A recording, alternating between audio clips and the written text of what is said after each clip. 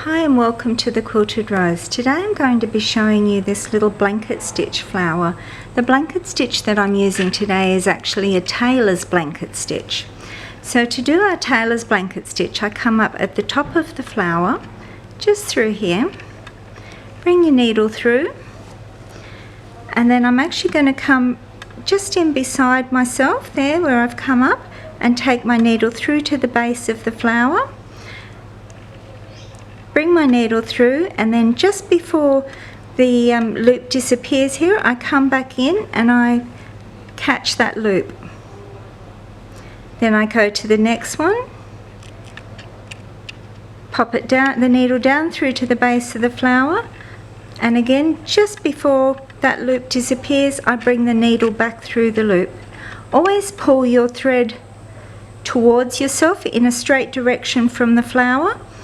And again, one more through here, bringing it up to the base and catching that loop right before it disappears.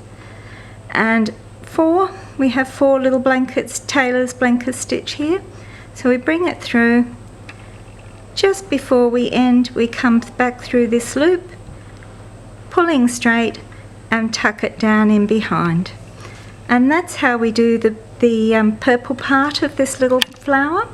So to do the green part of it, I'm going to start by showing you how to do a quilter's knot.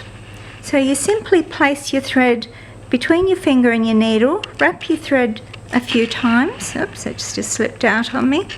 So again, place your thread between your needle and finger, wrap your thread a few times, hold your finger around those wraps and slide your needle through.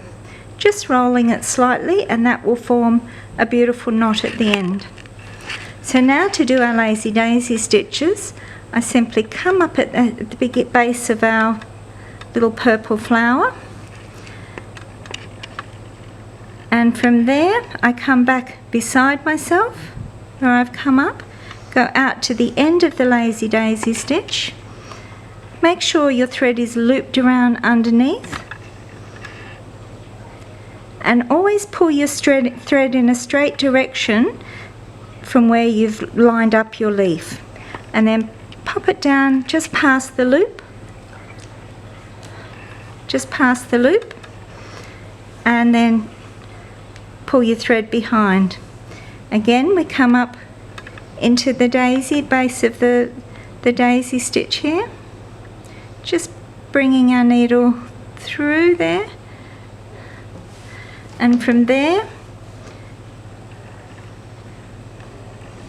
take your needle back beside the base of your lazy daisy, come up to the end of the lazy daisy, make sure your loop is sitting around, and pull through. Now, one of the little tricks to lazy daisies is that when you get to the stage where you've got that perfect little loop, because what often happens is that loop will collapse.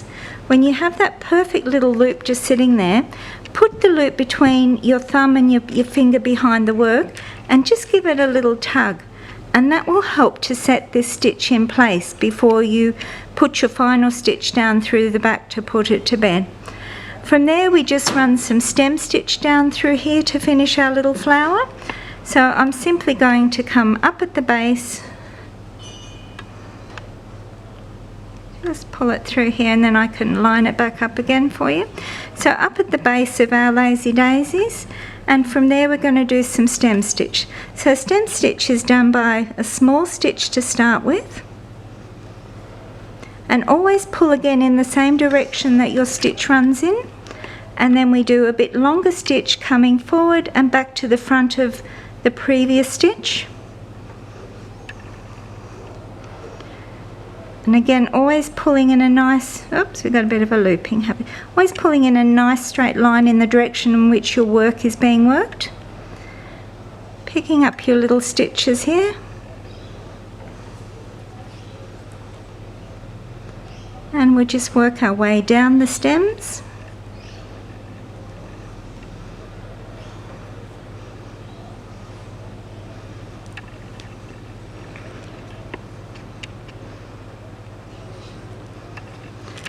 And finally then we just finish off by going to the back.